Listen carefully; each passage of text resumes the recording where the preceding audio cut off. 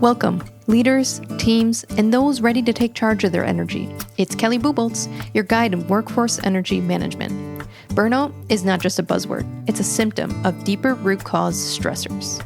We're here to stop waiting for the change and start leading it. It's time to reclaim our energy and lead our days with intention and purpose. We know that energy is the lead, that people don't follow titles because they want to, it's because they have to. And when you talk about workforce energy management and the push-pull mentality, one energizes, one drains the energy. So when you can tap into that natural energy of people wanting to follow, naturally following someone, that's the sweet spot of leadership. Now, the question is, how do you do that? It's understanding the differences between forced leadership, follow me because I say so, because my title says so, and that natural momentum, that natural energy where you just want to follow them, you want to be on their team. We've all know that person, or maybe even ourselves, where people go into certain teams because they love the energy of it. They might not even like the work that they do, or the circumstances might even be more chaotic, but they love working for that person. I've been lucky enough to have some really good bosses, and I didn't follow them because they were my boss or the president of the company, because they treated people fairly, because they had the genuine conversations. They had the tough talks and accountability conversations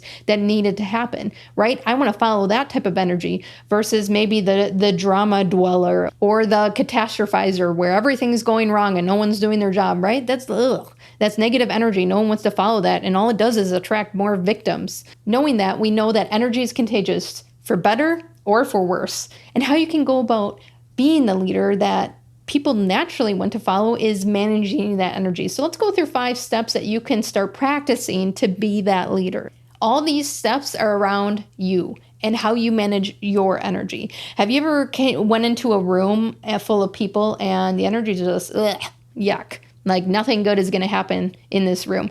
And then you go into another room and you're like, wow, like same circumstances, same topic. We have to work through this. And it's completely different because of how the leader is having the conversations and the discussions. So do you see, it's not so much about the circumstances, it's about the energy that you provide for it. So that means it starts with you and how you're feeding that energy. So let's go through the first steps. The first one is setting the tone daily. Do you walk in and just catastrophize and dump on people? Or do you talk about the things that went well in the week, the things that you're producing, the progress parts, the hurdles we've overcome?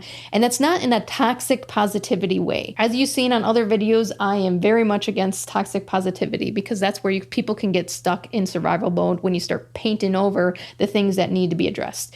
I'm talking about genuine progress conversation. So it means that we're just focusing a little bit more on the things that we are working towards that are in our control than catastrophizing the things that are out of our control. So are you setting that tone for the day? And in my leadership mastermind, we work on that language, that lingo to use to start to reframe the mentality of not just how you show up, but the language your team starts using as well. The second thing you want to do to show up as that leader that people want to naturally follow is operate from vision, not tasks.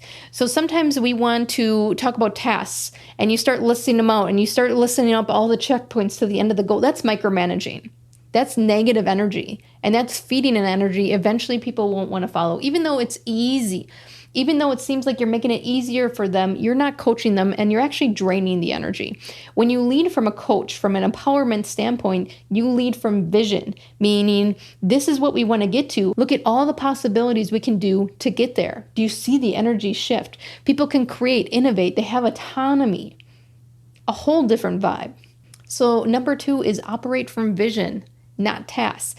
There's going to be a lot of regrooming in your behavior going from that micromanagement to coach. There's going to be several unlearning type of behaviors that you have in that micromanaging because you are responsible for the team. You're responsible for the end outcome.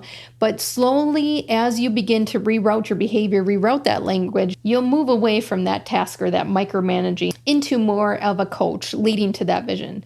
Now, the third one is when you sit down with someone and have your one-on-one meetings, are you just talking about updates, progress, things like that? Or do you slip in a value add question here and there? It doesn't mean you need to dump 10 value add questions into one meeting. I think one would do. One per meeting, a value add is going to provide enough work for the team to continue this journey. Let's go through two of my favorite. The first one is in our expedition category of workforce energy management. This is how we're collaborating and communicating with each other. So a great question to ask during your one-on-one or even in your department meeting, away from task and progress updates into more of this energy zone, is how can we improve the way that we share information and feedback within our team? Do you see already where some of the dysfunction might come out that we can talk about and have a discussion, that maybe the elephant in the room we finally get to addressing? This isn't just about tasks. This is about cleaning up effective pass-offs between departments. It's about workflow cleanup. All those energy drainers that aren't addressed, that leaders just keep going forward with tasks, talking about updates, and real dysfunction and drainers are never addressed. So adding this value add question into your next department meeting or one-on-one is going to kind of shift that energy into progress and this natural energy flow. Another great question to ask is out of our navigate category, and this is how we're guiding the direction of the team. And the value add question is, what's one action we can take this week to ensure that we're all aligned with the department's objectives? And this is a great one-on-one question because this is where things are going to come out that people won't say in a group.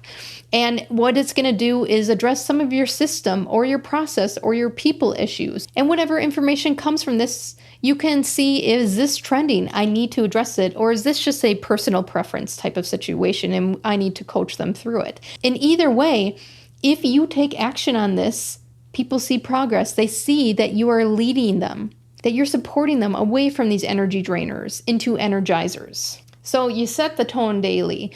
You're operating from vision, not tasks. And you're utilizing value add type of conversations and discussions instead of just tasks and progress updates. Now, the fourth one is understanding the different work styles in your team, because sometimes you want to push people forward at a fast pace and we got slow paced work styles. Or you need to take a moment and really dig into gaps, data, details, and you got fast paced people within your team. So using DISC work style assessments will help you understand who's on your team, because the conversations are going to be different. For D, our dominance, and I, our influence, they're fast-paced. They want to move. So you might have to break it up into smaller increments, or you might have to slow them down from just jumping in. And our S, our supportives, and C's compliance, they are the slow and methodic pace type of people. They want to dig into the details. They're going to address the gaps that others might not see. So they want to know, what are the next steps? What are the checkpoints? Let's have the conversation on what do the details look like of this project. Understanding the work styles within your team will help you meet them where they're at. Do you feel that energy? Have you had a boss that just doesn't understand you? And then you had a boss that does, and you're like, wow, what a difference that conversation made. I can move forward. I don't have all this lingering resentment, stress, drain on me throughout the day after day. The number one reason people leave their job is their boss. So when you can actually meet people where they're at, their natural work styles, you can feed their natural energy. And with that comes motivation and productivity. It's not forced. It naturally follows. So number 4 is understanding the DISC work styles so that you can meet them where they're at. And there's no push in that. Now, the 5th one is really working and practicing, moving away from this directing, this micromanaging, into a coach, into activating ideas, creativity, and autonomy. And what I'm talking about there is, instead of pushing, instead of telling, are you creating an environment where they create the next thing, where they create the next idea, where they're pushing for this next goal because they're all in? That's engagement. That's where people lean in. That's where your team is scheduling the meetings and collaborating instead of you always having to facilitate the conversation. That's the sweet spot of where you want to get, where energy is the lead, because energy is now leading the conversation. Energy is now leading the collaboration, the communication between the meeting. And let me tell you, the workload that comes off of leaders when you get to this sweet spot of doing these 5 things is huge, because now the leaders can focus on strategy. Now they can have time to address the actual problems and dysfunctions within your operations instead of always micromanaging situations, always creating the next goal. That's only one person. What if the whole team was doing that? The amount of ideas, there might be something gold in there, but you'll never know until you step into that type of energy. So can you set the tone daily? I think you're up for it. Operating from vision and not tasks. Let's work on that in the mastermind. Utilize value-add questions. You already have 2. Try them out. understanding DISC work styles. Let's connect and see what that looks like within your organization. And moving from this directing to more of an activating type of style. This is the energy that people want to follow. Now I have one last question before you go. What would your organization look like? What would your team look like? What would your days feel like if you've reclaimed the energy? Today's step matters. It's in the micro moments that real change begins. Managing your energy isn't about shame, blame, or disrupting your lifestyle. It's about the small, intentional choices to reclaim that natural energy.